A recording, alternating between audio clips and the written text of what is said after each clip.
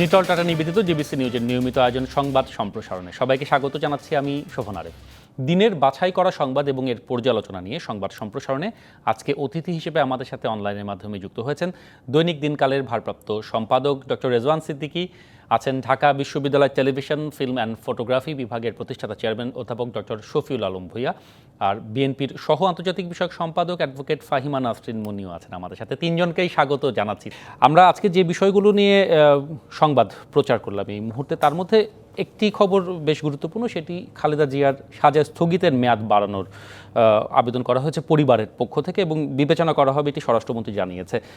ফাহিমা নাসরিন মুন্নি, আপনার কাছে শুরুতে আসতে চাই যে বেগম জিয়ার চিকিৎসার দরকার, উন্নত চিকিৎসার জন্য তিনি বিদেশে যেতে চান, বিদেশে যাবেন, এরকম কথা বারবারই শোনা যাচ্ছে, রাজনৈতিক অঙ্গনে আসছে। এবার যে যে শর্তের ভিত্তিতে আবেদন করা হয়েছে সেখানে বিদেশে যাবার বিষয়টি আছে কিনা, আপনি আইনজীবী হিসেবে বিষয়টি কতখানি ধারণা দিতে পারেন? না, বিষয়টি থাকা তো অবশ্যই উচিত। ওনার আইনজীবী যিনি স্পেসিফিক্যালি নির্ধারিত আছেন, ওনার বক্তব্য তো একটু আগে আপনারা শুনেছেন, আমরা সবাই শুনলাম নিউজে। এখন সাজা স্থগিত করা, সাজা মওকুফ করা, এটা তো আমাদের আমাদের যেটা সিআরপিসি বলে, ক্রিমিনাল প্রসিডিউর কোডের বলাই আছে, আর এটা সরকার চাইলে করতেই পারে। এখন তিনবারের সাবেক প্রধানমন্ত্রী, যিনি বিরোধী দলীয় নেত্রী, মহান স্বাধীনতার ঘোষকের স্ত্রী, শহীদ প্রেসিডেন্ট জিয়াউর রহমান, যিনি বাংলাদেশের রাষ্ট্রপতি এবং সেনা প্রধান, ওনার স্ত্রী, উনি নিজে একজন সিনিয়র সিটিজেন।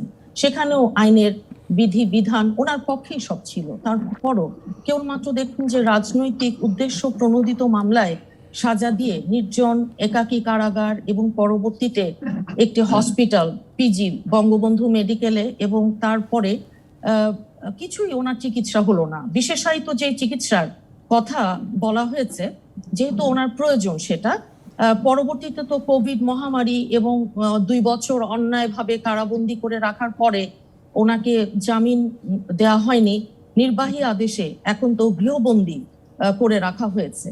এখন বিচার বিভাগের সম্পর্কে মানুষের কি ধারণা, কিংবা ন্যায় বিচারের সম্পর্কে কি ধারণা, সেটা আমাদের একজন সাবেক প্রধান বিচারপতি এস.কে. সিনহা বাবু, ওনার বিভিন্ন ইন্টারভিউ এবং ওনার যে লেখা বই ব্রোকেন ড্রিম, সেখানে আমরা দেখেছি। এখন একজন তিনবারের সাবেক প্রধানমন্ত্রী, ওনার বয়স, ওনার যে শারীরিক অসুস্থতা, স্বাস্থ্য চিকিৎসা, এগুলো তো মৌলিক অধিকার একজন মানুষের।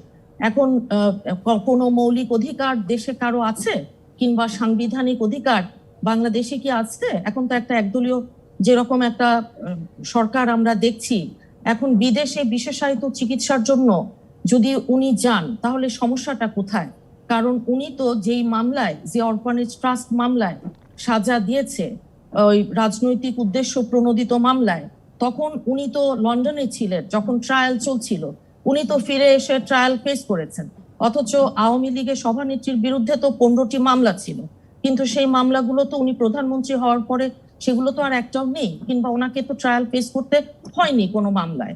এখন স্বাভাবিকভাবেই প্রশ্ন উঠে যে আন্তর্জাতিক সংস্থাগুলো বলুন, কিংবা অস্ট্রেলিয়ান পার্লামেন্টেও এটা নিয়ে আলাপ আলোচনা হয়েছে, হিউম্যান রাইটস ওয়াচ তারা কথা বলেছে, এবং বিভিন্ন দেশে বিদেশে কথা বলছে যে এটা একজন এই রকম তিনবারের সাবেক প্রধানমন্ত্রীর জন্য এই বয়সে সাউথ এশিয়ায় বেগম জিয়ার উপর যে রাজনৈতিক একটা নিপীড়ন আর অত্যাচার আমরা দেখলাম, যখন ওনাকে আপনার বন্দি করে রাখা হয়েছিল 2014 ওনার অফিসে, বালু ট্রাক দিয়ে বন্দি করে রাখা হয়েছিল, তখন আমরা দেখেছি যে ওনার ছোট পুত্র সন্তান আরাফাত রহমান কোকো মৃত্যুবরণ করেন, এবং তার পরবর্তীতে কি হয়েছে আপনারা সবাই দেখেছেন। এখন একটি বিষয় একটু জানতে চাই অ্যাডভোকেট ফাহিমা নাসরিন মুন্নি, আপনি বলছেন যে বিদেশে যাবার তার এক ধরনের অধিকার রয়েছে, আইনি কোনো জটিলতা রয়েছে কিনা, আইনের ভাষায় আসলে মানে কোন গ্রাউন্ডে বিষয়টি আবেদন করলে সরকার বিবেচনা করতে পারে, কিংবা উনি যে জন্য দণ্ডিত এবং বন্দী রয়েছেন সেই জায়গা থেকে আসলে আইন কি বলে, সেই বিষয়টি একটু পরিষ্কার করবেন? জি জি জি জি ধারা 401-1, 401-2, যেই ধারাগুলো সম্প্রতি আরো ভীষণভাবে আলোচিত হয়েছে, কোন এই যে আমরা দেখলাম হারিস এবং আরো যারা তাদের সাজা মওকুফ করা হয়েছে, এগুলো তো সরকারই করেছে। এখন এটার সাথে তো বেগম খালেদা জিয়াকে মেলানো যাবে না ভাই। বেগম খালেদা জিয়ার ওনার যে সামাজিক রাজনৈতিক ওনার যে অবদান বাংলাদেশের রাজনীতিতে, উনি তো 9 মাস বন্দী ছিলেন যখন আমাদের শহীদ প্রেসিডেন্ট জিয়াউর রহমান উনি পাকিস্তান আর্মিদের সাথে সম্মুখ সমরে যুদ্ধ করছিলেন, সেক্টর কমান্ডার যিনি একজন জেড ফোর্সের প্রধান, এবং যাকে মরহুম শেখ মুজিবুর রহমান সাহেবই তো বীর উত্তম খেতাব দিয়েছিলেন, যেটা আজকে জামুকা নামে এই যে জাতীয় মুক্তিযোদ্ধা কাউন্সিল, এটাও বিএনপির সময় প্রতিষ্ঠিত, তারা আজকে ওনার সেই খেতাব নিয়ে নিতে চাচ্ছে। তো খেতাব নিয়ে যাবেন, চিকিৎসা যদি করতে না দেন, বিশেষায়িত চিকিৎসা দরকার, বিদেশে যেতে না দেন, তো এই জিনিসগুলো সবই মানে আপনি বলছেন যে আসলে বেগম জিয়ার রাজনৈতিক যে পরিচয় এবং তার যে প্রেক্ষাপট সেটির বিবেচনায় সরকার আসলে তাকে বিদেশে যাবার অনুমতি দিতে পারেন, মানে এটি সরকারের বিবেচনার উপরে নিশ্চয়ই নির্ধারণ করছে। এবং বেগম খালেদা জিয়াকে ছাড়া বাংলাদেশের ইতিহাসকে কেউ কোনোদিন লিখতে পারবেন? কখনোই পারবে না। অ্যাডভোকেট মুনি, আবারও আসবো নিশ্চয়ই। আমি একটু আমাদের আর দুজন যে অতিথি আছেন তাদের মতামত একটু জেনে আসি, নিশ্চয়ই আপনি আবারও বলার সুযোগ পাবেন। ডক্টর রেজন সিদ্দিকী, আপনি কি মনে করেন যে বেগম জিয়ার সাজার মেয়াদ কমানো কিংবা মওকুফের জন্য আবেদন করা হচ্ছে, এটিতে আসলে দল হিসেবে বিএনপির কতখানি প্রভাব থাকা উচিত ছিল? আমরা দেখছি যে এটি আসলে তার পরিবারের পক্ষ থেকেই বারবার এই আবেদন করা হচ্ছে, সেটিও নিশ্চয়ই একটি রাজনৈতিক কৌশল। প্রথম থেকেই তো বিএনপি বলেছে যে এটা তার পরিবারের সিদ্ধান্ত, তারা কিভাবে তাকে মানে মুক্ত করতে চান। সেখানে কি দল হিসেবে বিএনপির কোনো অবস্থান থাকা উচিত ছিল কিনা? এখানে দলের ভূমিকা খুব মুখ্য হয়ে ওঠেনি। আমি তার ইনসাইডার না, কিন্তু আমার ধারণা যে দলকে এখানে বেগম খালেদা যে ইনভলভ করতে চাননি, তিনি পরিবারকে ইনভলভ করতে চেয়েছেন, এটা হলো আমার ধারণা। আমি বেসিক কোয়েশ্চেন যেটা করতে চাই সেটা হলো যে আপনি যে মামলায় এই বেগম খালেদা জিয়াকে সাজা দেওয়া হয়েছে, এই মামলাটা কি? মামলাটা হলো তিনি 2 কোটি টাকা আত্মসাৎ করেছেন। আত্মসাৎ কেমন করে হলো? যে 2 কোটি টাকা ব্যাংকে রয়েছে, যে কাজে ব্যবহার করার কথা ছিল সে কাজে ব্যবহৃত হয়নি, এই টাকাটা বেড়ে বেড়ে এখন 6 কোটি টাকা পেয়েছে বা কয়েক গুণ বেড়েছে। তাহলে এখানে আত্মসাতের প্রশ্ন আসছে কেন? এবং এইরকম একটি ভুয়া দোয়া তুলে তাকে এই সাজাতে দেওয়া হয়েছে। সুতরাং এই সাজা সম্পূর্ণরূপে রাজনৈতিক উদ্দেশ্য প্রণোদিত এবং তাকে হেয় প্রতিপন্ন করার একটা অপচেষ্টা। এবং আজকালও আমি শুনি যে আমাদের প্রধানমন্ত্রী বিভিন্ন বক্তব্যে এই কথা বলেই যাচ্ছেন যে তিনি এতিমের টাকা মেরে খেয়েছেন। কোথায় মেরে খেয়েছেন? কোথায়? টাকাটা তো ব্যাংকে আছে। তাহলে আপনি এটার উপরে সাজা দিলেন কিভাবে? যারা হাজার হাজার কোটি টাকা মেরে খেয়েছে তাদেরকে আপনি ধরেনও না, ছনও না, কথাও বলেন না, তাদের বিরুদ্ধে কোনো ব্যবস্থা নেন না। যে টাকাটা ব্যাংকে রয়েছে সেরকম একটা জিনিসকে অপরাধ হিসেবে ধরে আপনি বেগম খালেদা জিয়াকে সাজা দিয়ে দিলেন। আজকে মির্জা হায়দার এক ভদ্রলোক, উনি অ্যাপিলেটের বোধহয় বিচারক, রিটায়ার করেছেন কয়েকদিন আগে। তিনি বলেছেন যে বিচার ব্যবস্থা কতটা স্বাধীন তা আপনারা বুঝে নিতে পারেন। মানে মিন করছেন যে বিচার বিভাগ নামে মাত্র স্বাধীন এটা, কিন্তু বাস্তবিক পক্ষে কতটা স্বাধীন আমরা বুঝে নেই। আমরা বুঝতে পারি যে আসলে কতটা স্বাধীন। যেভাবেই হোক খালেদা জিয়াকে সাজা দিতে হবে এবং তার জন্য আইন কানুনের কোনো বালায়ের কোনো প্রয়োজন নেই। তো এইভাবে যদি বিচার বিভাগ বা আইন চলে তাহলে এই বিচার বিভাগের মানুষ আস্থা দিবে, সেটা না হয় ভালো। আমি একটু চলে যেতে চাই অধ্যাপক শফিউল আলম ভূঁইয়ার কাছে, যে বেগম জিয়ার এখন এই মেয়াদ বাড়ানো কিংবা বিদেশে চলে যেতে পারলে সেটি বাংলাদেশের এখন রাজনৈতিক যে প্রেক্ষাপট, যে পরিস্থিতি এবং বিএনপির যে রাজনৈতিক কৌশল, সেইখানে আসলে কতখানি প্রভাব ফেলতে পারে? দেখেন, যেটা বলা হলো যে খালেদা জিয়ার যে মামলায় যে শাস্তি হয়েছে, যেই মামলায় শাস্তি হয়েছে অর্থ আত্মসাৎ হয়েছে কি হয়নি, সেটা যদি আমরা কোর্টের দিকে তাকাই, কোর্ট যে সিদ্ধান্ত দিয়েছে সেইখানে খালেদা জিয়া দোষী সাব্যস্ত হয়েছে।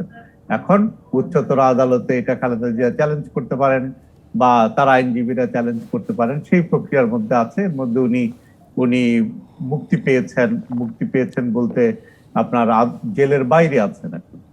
এখন এই মুহূর্তে ওনার উকিল দাবি করছেন বা পরিবারের পক্ষ থেকে দাবি করা হয়েছে উনি শারীরিকভাবে অসুস্থ এবং ওনার চিকিৎসা দরকার, উন্নত চিকিৎসা দরকার। এখন এটাও কিন্তু আইনগত বিষয় যে যিনি সাজাপ্রাপ্ত আসামি তিনি চাইলে বিদেশে যেতে পারেন কিনা।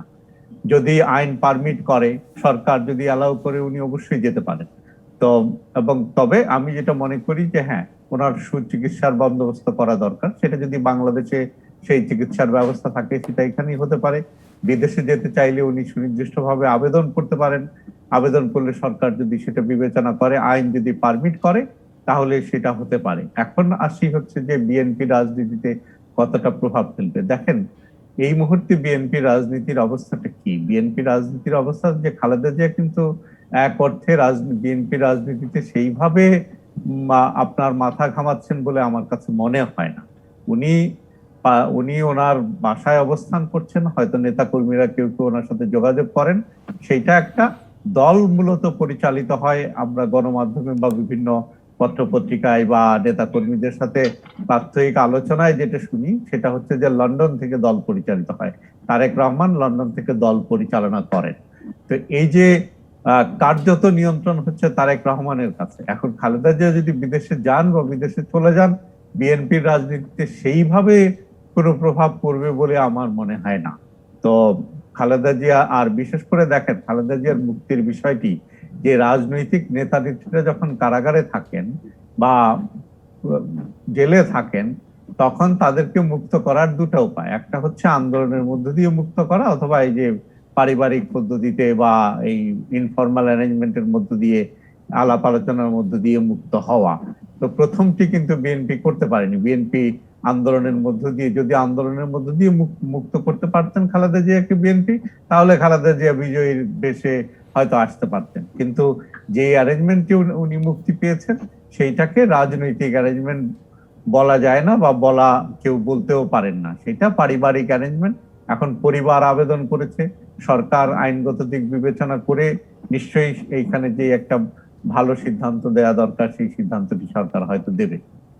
জি, ধন্যবাদ। আমি এই বিরতিতে যাব এই পর্যায়ে। তার আগে অ্যাডভোকেট ফাইমা নাসরিন মুন্নির কাছে ওই একই বিষয় একটু আনতে চাই। যদি সরকার বিবেচনা করে আইনগত দিক খতিয়ে দেখে খালেদা জিয়াকে বিদেশে যাবার অনুমতি দেন, তাহলে আসলে বিএনপির চলমান রাজনীতিতে কোনো প্রভাব পড়বে কিনা, সেটি দলের লোক হিসেবে আপনি বিষয়টি কিভাবে দেখেন?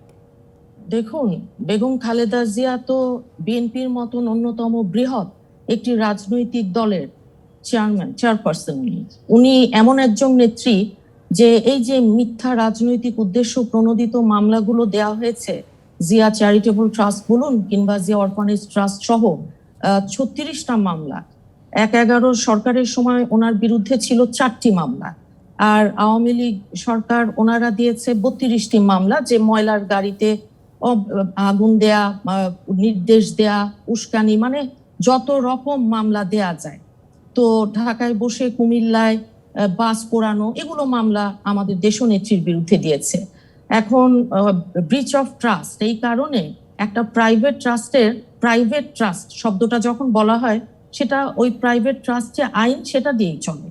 কাজেই এখানে জিয়া অরফানেজ ট্রাস্ট বলুন কিংবা জিয়া চ্যারিটেবল ট্রাস্ট, এখানে কেবলমাত্র রাজনৈতিক উদ্দেশ্য প্রণোদিত ভাবেই যেই সাজা দেয়া হয়েছে, এটা একটু আগে আমাদের একজন সিনিয়র সাংবাদিক উনি যে বলছিলেন যে সম্প্রতি সাবেক বিচারপতি মির্জা হোসেন হায়দার সাহেব আপিল বিভাগের বিচারক ছিলেন, উনি বলেছেন ওনার যেটা ফেয়ারওয়েল স্পিচ বলে, সেখানে যে বিচার বিভাগ কতটা স্বাধীন সেটার একটা ধারণা তো আছে। সেটা তো লেখক মুশতাক আহমেদ, এই যে কিছুদিন আগেই আমরা দেখলাম না, 11 বার 10 বার জামিন চাচ্ছে, জামিন হচ্ছে না কেন?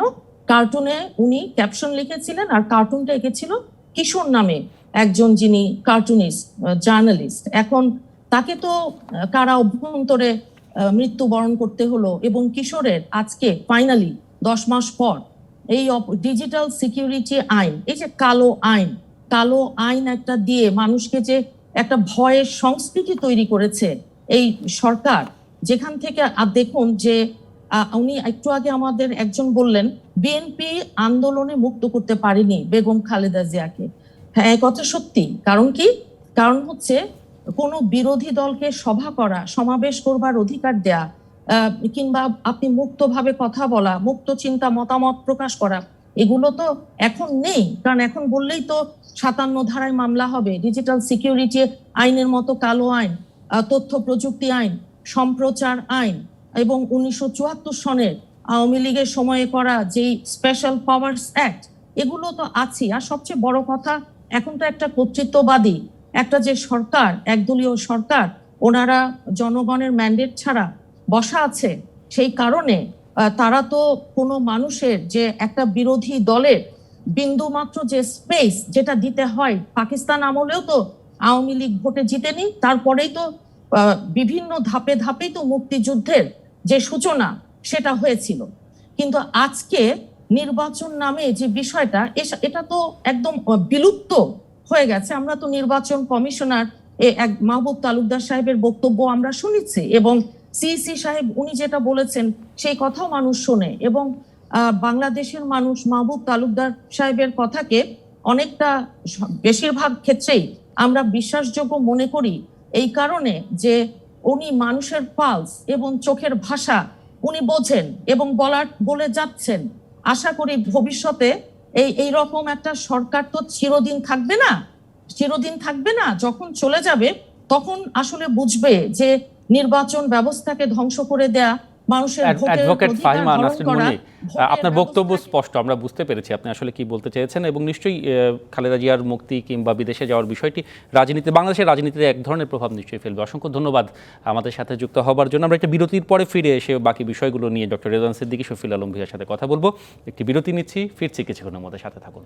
বিরতির পর আমরা ফিরে এসেছি নিটল টাটা নিবেদিত সংবাদ সম্প্রসারণে। আজকে আলোচনার জন্য আমাদের সাথে আছেন দৈনিক দিনকালে ভারপ্রাপ্ত সম্পাদক ডক্টর রেজওয়ান সিদ্দিকী এবং ঢাকা বিশ্ববিদ্যালয়ের টেলিভিশন, ফিল্ম অ্যান্ড ফটোগ্রাফি বিভাগের প্রতিষ্ঠাতা চেয়ারম্যান অধ্যাপক ডক্টর শফিউল আলম ভূঁইয়া। আমরা আলোচনার প্রথম পর্বে বেগম জিয়ার সাজা স্থগিতের মেয়াদ বাড়ানোর যে আবেদন করা হয়েছে তার পরিবারের পক্ষ থেকে, সেটি নিয়ে আলোচনা করেছি। এই পর্যায়ে যে বিষয় নিয়ে আলোচনা করতে চাই, লক্ষ্মীপুর 2 আসনের উপনির্বাচন 11ই এপ্রিল ঘোষণা করেছে আজকে নির্বাচন কমিশন থেকে। কুয়েতে শহীদ ইসলাম পাপুল তিনি দণ্ডিত হয়েছেন, যার জন্য আসনটি শূন্য হয়েছে। অধ্যাপক শফিউল আলম ভূঁইয়া, আসলে আলোচনা করতে চাই এইভাবে যে আসলে রাজনৈতিকভাবে কিংবা দুর্বৃত্তায়নের সাথে যারা জড়িত তাদের জন্য এটি কি কোনো একটি বার্তা হিসেবে আদৌ যাবে কিনা? আমরা তো রাজনৈতিক দুর্বৃত্তায়ন মুক্ত একটি সংস্কৃতি চাই, সব কিছু মিলিয়ে সেই জায়গাটি কি আদৌ সম্ভব? যেমন ধরেন, রাজনীতিতে দুর্বৃত্তায়নের কথা আমরা বলছি, সেই রাজনীতির দুর্বৃত্তায়ন বা দুর্বৃত্তদের রাজনীতিতে প্রবেশ, আমি যদি রাজনীতির দুর্বৃত্তায়ন বলি তাহলে ঢালাও বলা হবে যে পুরো রাজনীতি বোধহয় দুর্বৃত্তায়ন হয়ে গেছে। যেটা আমরা বলতে পারি যে কোনো দুর্বৃত্ত আপনার অসৎ উপায় অবলম্বন করে আপনার রাজনৈতিক প্রক্রিয়ায় অন্তর্ভুক্ত হয়েছে বা রাজনৈতিক প্রক্রিয়াকে ব্যবহার করে তার স্বার্থ সিদ্ধি করেছে। সেই রকম একটা ঘটনা হচ্ছে এই পাপুল, যে পাপুল কৌশল খাটিয়ে বা তার অর্থবিত্ত খাটিয়ে বা যে কোনো ভাবেই হোক সে নমিনেশন সংগ্রহ করে এমপি নির্বাচিত হয়েছিল। এখন কুয়েতে গিয়ে কুয়েতে যে সে ব্যবসা করে, সে তো বেসিক্যালি আমরা তাকে জানি যে সে একজন ব্যবসায়ী, এবং কোন ধরনের ব্যবসা করে, আদম ব্যবসা থেকে শুরু করে নানা ধরনের ব্যবসার সাথে সে জড়িত। তো সেইখানে কুয়েতে আদম পাচারের সাথে জড়িত থাকার কারণে কুয়েতের আদালত তাকে আপনার শাস্তিটা দিয়েছে, সেই কারণে তার এই আসনটি খালি হয়েছে। তো এখন এই কুয়েতের আদালত যদি তাকে শাস্তি না দিত তাহলে তার আসনটি ফাঁকা হতো না, বা সে যদি দোষী সাব্যস্ত না হতো তাহলে আসন ফাঁকা হতো না। তো এই ধরনের কর্মকাণ্ডে যদি কেউ সম্পৃক্ত থাকে তাদের আসন ফাঁকা হবে, এটি তো একটা স্বাভাবিক নিয়ম। এখানে নতুন কিছু হয়েছে বা এটা শিক্ষণীয় কিছু হয়েছে বলে আমার অন্তত মনে পড়ে না। যদি এমন হয় যে হ্যাঁ, আমরা এই পাপুলকে আবার দেশে তার কোনো অপরাধের জন্য বা কোনো অপকর্মের জন্য আমরা শাস্তি দিয়েছি, বা আমরা কোনো ধরনের ব্যবস্থা গ্রহণ করেছি, বা আরো এরকম বিভিন্ন দলে যারা রাজনীতির আবরণে নানা ধরনের সন্ত্রাসী কর্মকাণ্ড বা অপকর্মের সাথে জড়িত, তাদের কারো বিপক্ষে ব্যবস্থা নেওয়া হয়েছে ওই যে সাম্প্রতিক দুর্নীতি বিরোধী অভিযানগুলোতে, এইরকম ব্যবস্থায় যদি আরো অনেকের বিরুদ্ধে নেওয়া হয়, এই শুদ্ধি অভিযানটা যদি পরিচালিত থাকে, তাহলে হয়তোবা অনেকের জন্য এটা একটা বার্তা হিসেবে যাবে। কিন্তু বিশেষ করে এই পাপুলের ঘটনাটা, আমি জাস্ট সে অপকর্মের সাথে জড়িত এটা কনস্টিটিউশনাল অব্লিগেশন, মানে সেই নিয়ম রক্ষাটি হয়েছে তাই বলতে চাচ্ছেন, মানে নিয়মেরই সেই অর্থে প্রতিপালন দৃষ্টান্ত বলে বলবো। স্থাপন হয়েছে বলে আপনি মনে করছেন না? একই প্রশ্ন আমার ডক্টর রেজান সিদ্দিকীর কাছেও। সেই সাথে আজকে নির্বাচন কমিশনে 371টি ইউনিয়ন পরিষদের নির্বাচনেরও তফসিল ঘোষণা করা হয়েছে। একটু আনতে চাই আগের প্রসঙ্গ, বিএনপি থেকে বলা হয়েছিল, মির্জা ফখরুল ইসলাম আলমগীর বলেছেন যে ইউনিয়ন পরিষদ নির্বাচনে যাবে না বিএনপি, পৌরসভা পর্যন্ত নির্বাচন পর্যন্ত তারা ছিল মাঠে। সেটি আসলে বিএনপির রাজনৈতিক সিদ্ধান্তের ক্ষেত্রে আসলে মাঠের রাজনীতিতে কতখানি প্রভাব ফেলতে পারে? প্রথমত আমি পাপুল হয়ে আসি। পাপুল কিভাবে এলেন, পাপুল কিভাবে রাজনীতিতে এলেন, সেটা যদি আপনি ব্যাকগ্রাউন্ডটা দেখেন তাহলে কিন্তু আমাদের কাছে বিষয়টা অনেকটা পরিষ্কার হতে পারে। আপনি পাপুল একটা আসন কিনেছেন, যে আসনটা জাতীয় পার্টি, এবং সেই আসনটা পয়সা দিয়ে কিনে তিনি এইচ.টি. ইমামকে কনভিন্স করেছেন, এবং এইচ.টি. ইমাম আওয়ামী লীগের নির্বাচন পরিচালনা কমিটি প্রধান হিসেবে ওই একটা সার্কুলার জারি করেছেন যে পাপুল, যেহেতু ওখানে আওয়ামী লীগের ক্যান্ডিডেট নাই, অতএব পাপুলই হলো আওয়ামী লীগের ক্যান্ডিডেট, তাকে জয়যুক্ত করে নিয়ে আসে। এই ঘটনাগুলো কিন্তু এমনি একেবারে ইজিলি হয়েছে তা না, এর পিছনে কোটি কোটি কোটি কোটি টাকা হ্যান্ডেল হয়েছে। এবং এটা প্রায় সবাই জানে যে জাতীয় পার্টির যে প্রার্থী নোমান, তাকে নাকি 12 কোটি টাকা দেওয়া হয়েছে যে এখান থেকে আসন থেকে সরে যাবার জন্য। তো সুতরাং এই হলো সেখানকার পরিস্থিতি। তো এই জায়গায় প্রথম থেকে যখন এটা বলা হলো, মিডিয়ায় নিউজটা এলো, তখন কিন্তু আমরা দেখেছি যে সরকারের তরফ থেকে বেশ নির্বিকার, আগে আসুক রাষ্ট্রদূতের মাধ্যমে জানি, ওরা রাষ্ট্রদূতকে জানাক, তারপরে আমরা বিবেচনা করে দেখবো। এই সময় হাঙ্কি পাঙ্কি অনেক রকম কথাবার্তা বলা হয়েছে। শেষ পর্যন্ত পরিস্থিতিটা এমনই দাঁড়ালো যে পাপুলের আসল শূন্য ঘোষণা করা ছাড়া বা তার কোনো পথ থাকলো না। কিন্তু আপনি দেখেন, এটা নৈতিক অধপতনের জন্য পাপুলের, সাংবিধানিক ভাবে নৈতিক অধপতনের জন্য পাপুলের বিরুদ্ধে এই ব্যবস্থা, এবং নৈতিক অধপতনের জন্য উনি শাস্তির শিকার হয়েছেন।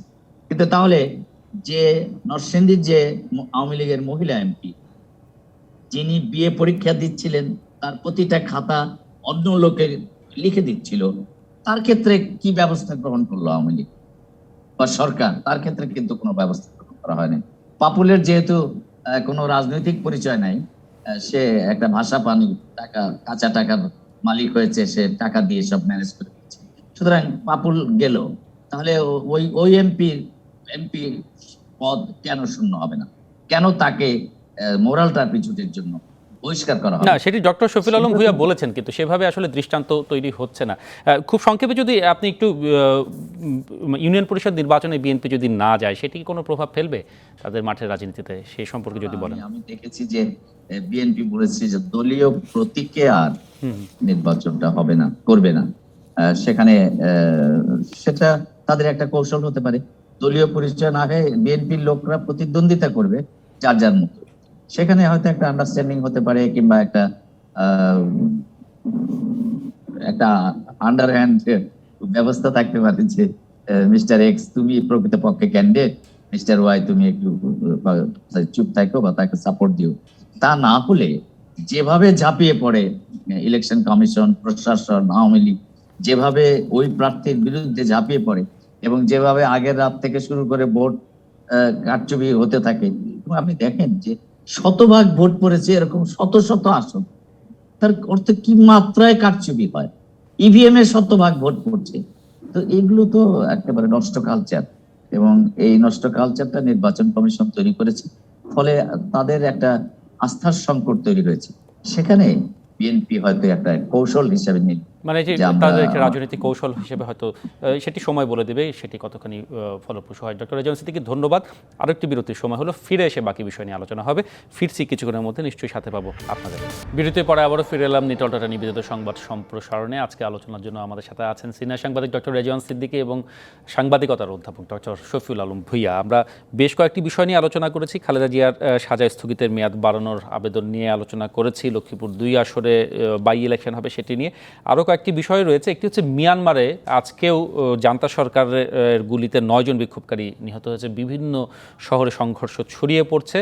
আর করোনার টিকা নিয়ে এবার হজে যেতে গেলে করোনার টিকা নিতে হবে অনুমতি পেতে হলে, সে দুটি বিষয় নিয়েই যদি সংক্ষেপে মতামত রাখেন ডক্টর রেজওয়ান সিদ্দিকী শুরুতে। করোনার টিকা নিয়ে হজে যাওয়াটা এটা তো একটা পজিটিভ সিদ্ধান্ত। এই কারণে যে করোনার মধ্যে যে অ্যান্টিবডি তৈরি হয় ওই 12 ডেজ, এখন আমরা দেখছি এটা তো প্রতিদিন নতুন খবর এখানে তৈরি হয়। তো অ্যান্টিবডি তৈরি হলে সে অনেক সেফ হয়ে যায় যে তিনি আর করোনা স্প্রেড করবেন না, বা তার করোনার ভয়াবহ কোনো পরিস্থিতি তার জন্য শারীরিকভাবে তৈরি হবে। সেদিক থেকে করোনা এই হজের যে বিরাট আয়োজন, সেখানে এই করোনার টিকা বাধ্যতামূলক করে বরং নিরাপদ করেছেন হাজিদের জীবন স্বাস্থ্য। সুতরাং সেদিক থেকে আমি বলবো যে এটা একটা পজিটিভ সিদ্ধান্ত, এবং আশা করি আমাদের যারা হজে যাওয়ার চেষ্টা করবে তারা করোনার টিকা নেব। এবং ইতিমধ্যে তো অনেক লোক করোনার টিকা নিয়েছে এবং নিতে আগ্রহী আছেন। তো সেই হিসাবে দেখা গেলে যে প্রায় 30 লাখের বেশি বা তারও বেশি লোক ইতিমধ্যে টিকা নিয়েছেন, প্রতিদিন হাজার হাজার। ওই টিকা কেন্দ্রে গেলে বোঝা যায় যে মানুষের কি পরিমাণ টিকা নিতে আগ্রহী। মানে আগ্রহ বাড়ছে। আজকে নতুন আরো 1 কোটি ডোজের নিশ্চয়তা হয়েছে WHO। সেই খবরগুলো হচ্ছে মিয়ানমারে সাধারণ মানুষ যেভাবে এবার সামরিক জান্তার বিরুদ্ধে মাঠে নেমেছে, রাজপথে নেমেছে, অভ্যুত্থান ঘটানো সম্ভব কিনা তাদের পক্ষে, তাদের রাজনৈতিক সংস্কৃতি কি বলে?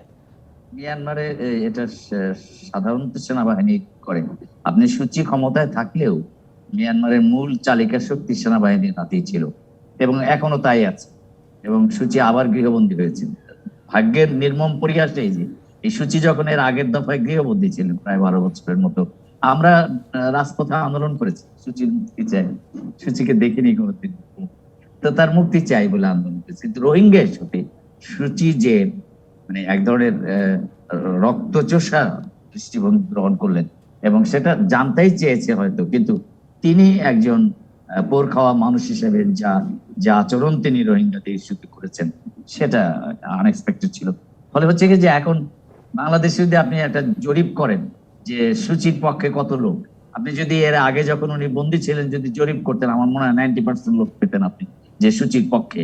কিন্তু আজ আপনি জরিপ করলে 20% লোক পাবেন কিনা সন্দেহ, কারণ তার যে অ্যাট্রোসিটি রোহিঙ্গাদের উপর, মানে রোহিঙ্গা ইস্যুতে তো তিনি আসলে সারা বিশ্বব্যাপী তার যে একটি ভাবমূর্তি ছিল সেটি নিন্দিত হয়েছেন।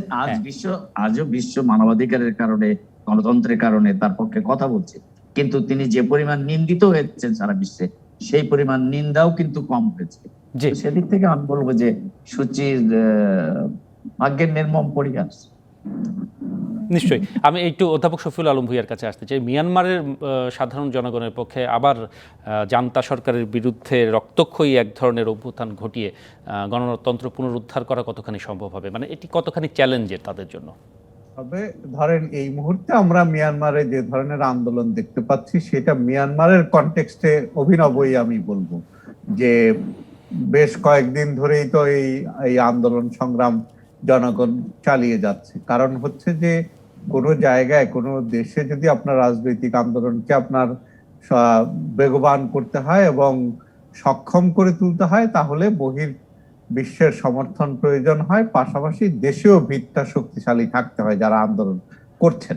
তো মিয়ানমারের ক্ষেত্রে আমরা যদি দেখি যে মিয়ানমারের সে গণতান্ত্রিক সংস্কৃতির বিকাশ সেভাবে হয়নি। বহু বছর ধরে সেনাবাহিনী এই দেশটি পরিচালনা করে আসছে, সমাজের বিভিন্ন পর্যায়ে সেনাবাহিনীর নিয়ন্ত্রণ আছে। আর বহির্বিশ্বের কথা যদি আমরা চিন্তা করি, এই মুহূর্তে আন্দোলনকারীদেরকে উৎসাহ দিচ্ছে পশ্চিমা বিশ্ব, বিশেষ করে মার্কিন যুক্তরাষ্ট্র এই ব্যাপারে তাদেরকে বেশ উৎসাহ উদ্দীপনা যোগাচ্ছে। কিন্তু সত্যিকার অর্থে যদি আন্তর্জাতিক সম্প্রদায় কোনো ব্যবস্থা নিতে চায় তাহলে সর্বসম্মতভাবে নিতে হবে, নিরাপত্তা কাউন্সিলের মিটিং ডেকে সর্বসম্মত সিদ্ধান্ত হতে হবে। কিন্তু সেটি তো হওয়া সম্ভব না, কারণ হচ্ছে আপনি জানেন বা ইতিমধ্যে দেখেছেন যে যখনই নিরাপত্তা পরিষদের বৈঠক আসে তখনই ভেটো দেওয়ার এবং চীন এবং রাশিয়ার ভেটো দেখেছি আমরা। আসলে সময় বলে দেবে কোথায় যায় এই আন্দোলনটি দাঁড়ায়। আলোচনার সময় শেষ। অসংখ্য ধন্যবাদ রেজওয়ান সিদ্দিকী, ডক্টর শফিউল আলম ভূঁইয়া, আপনাদের দুজনকে ধন্যবাদ জানাতে যারা তুমি সাথে ছিলেন। এই ছিল আজকের সংবাদ সম্প্রসারণের সাথেই থাকুন।